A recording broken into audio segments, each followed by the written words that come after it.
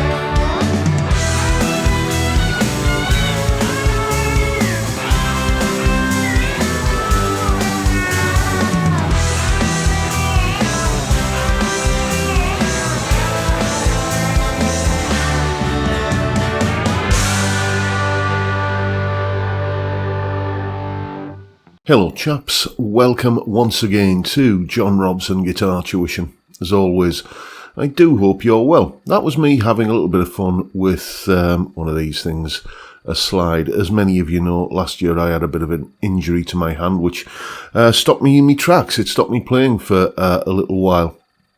And when I did get back to it, one of the things that I couldn't do was I couldn't fit a slide on the appropriate finger because it was swollen up like a massive balloon.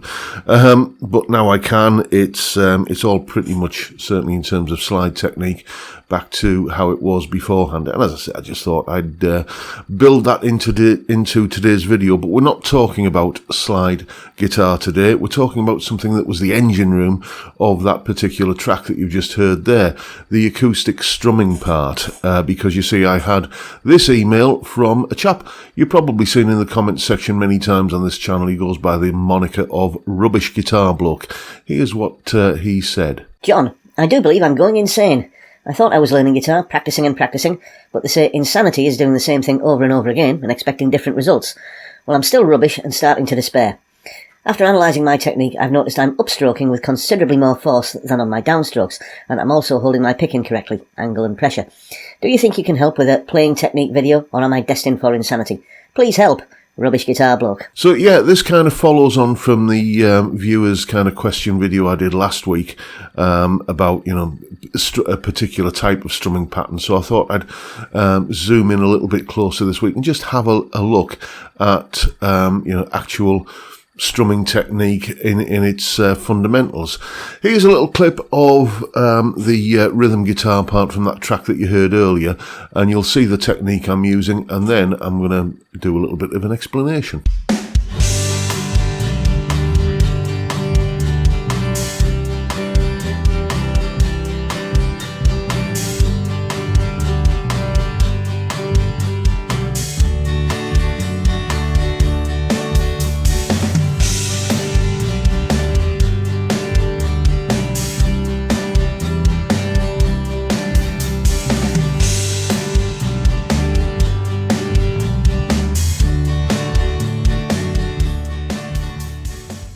So it looks pretty simple, doesn't it? But there are a number of ways in which it can go wrong, and you can start building in bad habits, which it sounds exactly like what Mr. Rubbish Guitar Bloke has fallen victim to. So here is a really basic breakdown of the what I consider to be the correct way of doing a basic strumming pattern. Here is the explanation. Okay, so let's have a look at some fundamental basics of strumming technique that you absolutely really can't do without. So let me just put the guitar down for a moment, because the first thing we are going to address is what is the correct way to hold the pick. Okay, so first thing is everything is based upon the principle that your strumming arm must be nice and loose and relaxed. The moment you tense up in any way, it's going to have a negative impact on the kind of quality of your strumming technique. It's going to make it sound a little bit robotic or wooden, perhaps. So with that in mind, you hold the pick really, really loosely. Okay, I'm using quite a big pick here, bigger than I would normally use, just so it's easier to see. Between your thumb and index finger, like that, and you can see just how loosely that is in there. Okay. The other thing is, don't hold it so that there's kind of masses of pick kind of hanging out there. That's it's a little bit like walking on stilts or something. If you're there, you are too far away from the point of contact with the strings. So if you hold it kind of about there, so you've got the tip of the pick, obviously the pointy bit. Some people prefer the rounder part like that, but the accepted general kind of received wisdom is that you want to be using the pointy part of the pick to attack the strings with. Perhaps not attack, but to to make contact with the strings, let's say. So nice and loose like that, and the fact that you've got this kind of the majority of the pick sitting back here, that's going to act as like a sort of a counterweight almost, which will stop the pick kind of revolving round and spinning like that some people tend to report happens. And also it'll help you you've got more surface area contact with the pick, so you're less likely to drop it. Once again, keeping it nice and relaxed. You should be holding the pick between your thumb and index finger like that, as I say, in a nice, loose, relaxed kind of manner. And if you're having to crook your wrist round at all to point the pick at the strings, again, that's introducing tension, and we don't want that. So, assuming you are holding the pick correctly, let's have a look at how to use it. Notice earlier when I said strumming arm, the key word in that sentence was strumming arm. It's not just the wrist that's doing that kind of movement. There are some styles of playing where, like when you're playing chuggy power chords or something like that, where you do only move this part of your hand, but for general kind of cowboy chord acoustic strumming and most strumming techniques as opposed to picking techniques, the movement is coming from the elbow. And as you can see, if the elbow is the point where I'm rotating from, it's going to describe an arc like this. Okay, so I'm kind of making that sort of almost circular movement. It's not circular, it's not going in a circle, but it's a part of a circle. Okay, it's an arc. But what might not be immediately obvious is that there is another arc going on, a sort of, I call it the in and out, where we're going in and out. If I turn this way, you can probably see that a little better. So I'm coming in and then out and then back in again, and that is the kind of movement we're looking for. And as you can see, I'm going like that and that. Now, did you notice there I only clipped the top 3 or 4 strings on the upstroke? Okay, we need the downstrokes to have a natural kind of emphasis or accent to them. So we're going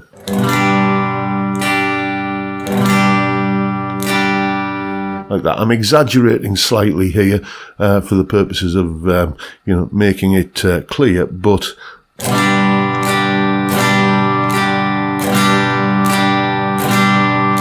that's a little bit more natural. So what we do is we're going to kind of count that in time with the rhythm. I've got a metronome here where we're counting in eighth notes, so that's going to be 2 notes per beat like this.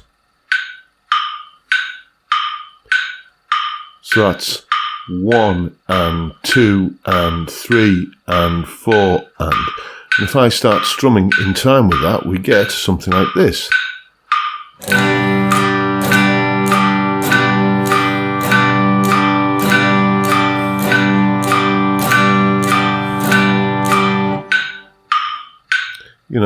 And the sort of acid test really to determine whether or not you've got this technique as relaxed and intuitive is, let's put the metronome back on. Can you hold a conversation or sing or read out loud from, a newspaper or magazine or something while you are doing that technique? Can it be left on autopilot? That is the thing we're trying to determine. So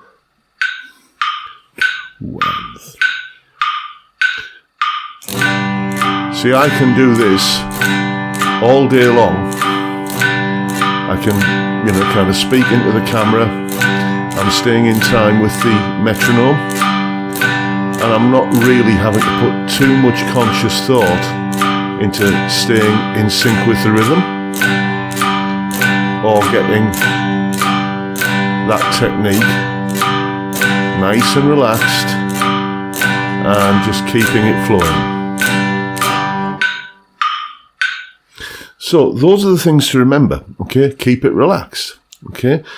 Notice that I've only got like the tip of the pick kind of poking out. I'm not like that. I'm sort of more like that. I've got the arc kind of coming in this plane here, but I've also got the arc in this plane here like this, which allows you to just get the first 2 or 3, maybe 4 strings on the upstroke. The other thing that we need to do is to add a little bit more emphasis in certain places. Most rock music, most popular music for that matter, is in 4/4 time, meaning that there are 4 beats per bar, and there's usually a subtle accent on beats 2 and 4. So we get kind of 1 and 2 and 3 and 4. And when you're listening to a drummer play a typical rock beat, it will be that the 2 and 4 is where the snare drum is. And that's just the kind of basically the loudest part of the kit usually. And so that gives it a natural accent. So if I just demonstrate that, it'll look and sound like this. 2 and 3 and 4 and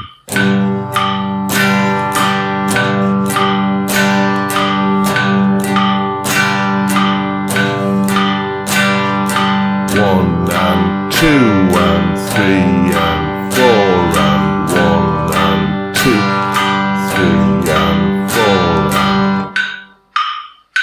Okay, and that needs to be just, as I say, something that you can let it go on autopilot because you're thinking about what the next chord change is. You're thinking about maybe singing the lyrics to the song as you're playing. You may be thinking about, do we go to a verse or a chorus next? Or, you get to a point where you're on stage many times as we're into the final few songs of the set. I'm thinking, do I want a curry or a kebab on the way home? You're not concentrating on what this arm is doing. It's essentially tapping into that same instinct that even, the most tone-deaf drunk in the audience can tap their foot along with the music that you're playing, okay, without any conscious thought. It's just harnessing that reflex, that instinct, and getting it to come down in my case, because I'm a right-handed guitarist, coming down my right arm, but if you're left-handed, it'll be the opposite, obviously.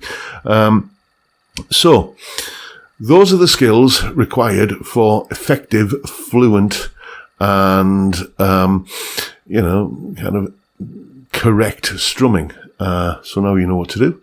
Go away and have some fun with it. And as usual, you'll find a full tab for that piece of music we kicked the video off with in both Guitar Pro and PDF formats, along with a clip of me playing it, a jam track to play along with yourself, that explanation of the strumming part there.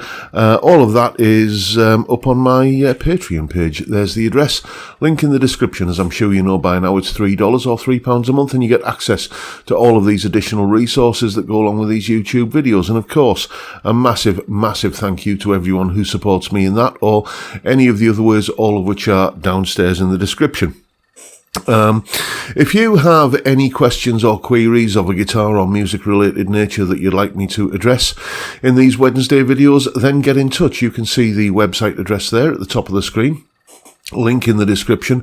Use the email form. Tell me what's on your mind. Or you can, you just use my email address, jrguitartuition@gmail.com. Or you can leave a comment below this or any of my other videos. Any way you want to get in touch is fine. But that is the video for now. Hope you've enjoyed what you've seen. Hope you found it useful and informative in some small way. And if that's the case, please hit the subscribe button and the notification bell if you haven't already done so. And why not drop me a like as well while you're at it. Don't forget the live stream every Friday, 5 PM UK time. We drink beer and talk about many things, often music and guitar related, but not always. It's a great way to kick off the weekend, and I'd love to see you there if you can make it. But for now, I'll bid you all a good day and say thank you so much for watching. Thank you for your time. Look after yourselves, folks. Stay well, stay safe, and above all, stay sane. Bye for now.